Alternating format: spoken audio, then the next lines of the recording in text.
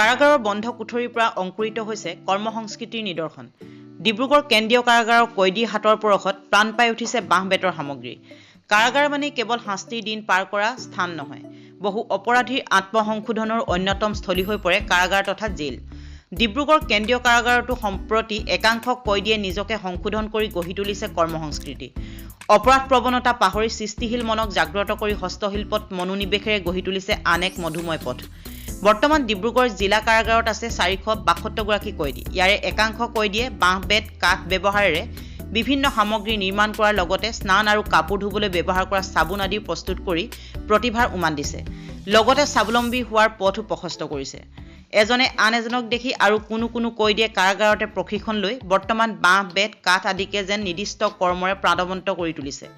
কয়দীসকলে বাঁহ বেত ব্যৱহাৰ কৰিয়ে ৱাল ঘড়ী, পানীৰ ফিল্টাৰ, নানা প্ৰকাৰৰ ফুলদানি, টেবুল ফেন সদৃশ কাৰ্যক্ষম ঘড়ী, মোবাইল থোৱা বাকচ, শৰাই, ৰংঘৰ আৰ্হিৰ স্মাৰক, চাহৰ কাপ, বাঁহ বেতৰ ট্ৰে আদি নিৰ্মাণ কৰি দৃষ্টি আকৰ্ষণ কৰিছে। ইয়াৰ উপৰিও কয়দীসকলে নিৰ্মাণ কৰিছে বাঁহৰ বৰটোপ, সজাই থব পৰা আটক-ধুনীয়া ঘৰ সদৃশ ফুলদানি আদি।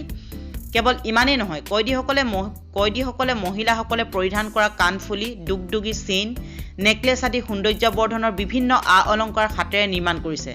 তদুপৰি একাংশ মহিলা কয়দীয়েও ঊণ সূতা ব্যৱহাৰ কৰি বিভিন্ন প্ৰকাৰৰ টেবুল ক্লথ তৈয়াৰ কৰি উলিয়াইছে। আনহাতে কয়দীসকলে কাৰাগাৰৰ চৌহদতে বিশাল ভূমিত ৰবি শস্যৰ কৃষি কৰ্মতো ব্যস্ত হৈ পৰিছে। লাই, পালেং, কবি, মটৰমাহ আদি পাচলি উৎপাদনেৰে কাৰাগাৰ চৌহদক বিশেষ মাত্ৰা প্ৰদান কৰিছে কয়দীসকলে।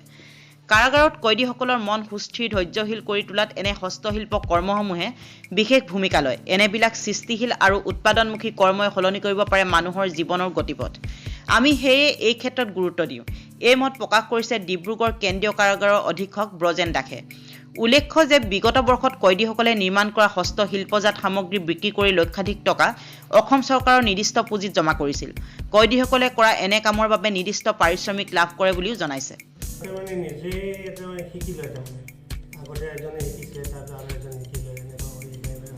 কিন্তু আমি যিটো কাণৰ আৰু ডিঙিৰ মানে এইটো বনাইছোঁ, সেইটো এটা আমি ট্ৰেইনিং দিছিলোঁ এসপ্তাহ। সিহঁতে বনাই শিকি মানে মই যিজনক মানে শিকাইছিলোঁ তেওঁ কৈছিলে ইমান কুইক মানে সিহঁতে মানে এইটো বুজি লোৱা কথাবিলাক সোনকালে মানে সিহঁতে বুজি ল'ব পাৰে, ল'ব পাৰে। এইবিলাক বিক্ৰী কৰা হয়নে? আৰু হয়, বিক্ৰী কৰা প্ৰত্যেক বছৰে কিমান আমি প্ৰায় 1.5-2 লাখ টকা আমি প্ৰতি বছৰে বিক্ৰী কৰোঁ। পঢ়া-শুনাৰ কাৰণে বিক্ৰী কৰিব পৰা বাঁহ আৰু বেত। কেৱল বাঁহ আৰু বেতৰ বস্তু দেখিছোঁ আৰু ইয়াত ধৰি লওক ৰবি শস্য, পালন এইটো কৰা হয়। ৰবি শস্যটো আমি ভিতৰতো খুৱাই দিওঁ। যদি এক্সট্ৰা হৈ যায় তেতিয়াহ'লে আমি অলপ বিক্ৰী কৰি দিওঁ। যোৱা বছৰ আমি জহাধানৰ খেতি কৰিছিলোঁ। জহাধানৰ যিটো মানে চাউল হৈছিলে সেইটো যোৱাবাৰ মাঘ বিহুত ভিতৰৰ মানুহখিনি উৰুকাৰ দিনাখন খুৱাই দিলোঁ। কেনেকুৱা লাগে ছাৰ এনেকুৱা এটা পৰিৱেশত যিসকল কাৰাবন্দী? ভাল লাগে চিষ্টেমমূলক কাম। আমাৰ ভিতৰখন বৰ ধুনীয়া একদম। আৰু বা আমাৰ এই ফেনাইল বনাওঁ, চাবোন বনাওঁ, তেনেকুৱা আৰু আমাৰ ভিতৰত যিখিনি আমাৰ পানী থবৰ কাৰণে ড্ৰাম, বাল্টিং এই চব আমাৰ মানুহে বনাইছোঁ। তেওঁলোকে এইটোৰ কাৰণে কিবা মাননি পায়নে? ডেইলি ৱেজ পায়। ডেইলি ৱেজ পায়। বিশেষকৈ তেওঁলোকে ভালদৰে কাম কৰিলে ক'তো হ'লে তেনেহ'লে তেওঁলোকে ৰিমিশ্যনটো পায়। সিহঁতৰ মানে ৱেজৰ কৰিও মানে ৰিমিশ্যনটো সিহঁতৰ খুব দৰকাৰ। বৰ্তমান ছাৰ জেলত কয়দীৰ সংখ্যা কিমান? আজিৰ তাৰিখত 472 আছে। আপোনালোকে প্ৰস্তুত হোৱা যিবোৰ বস্তু এইবোৰ বাহিৰতো ডিমাণ্ড আছে? যথেষ্ট ডিমাণ্ড আছে।